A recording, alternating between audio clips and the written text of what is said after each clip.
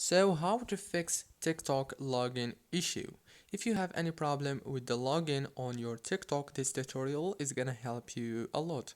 First thing, open the settings on your phone, go to the apps manager, open the apps like this and then click on TikTok. Now all what you wanna do here is click on force stop and then go to the notifications management, make sure that everything is enabled.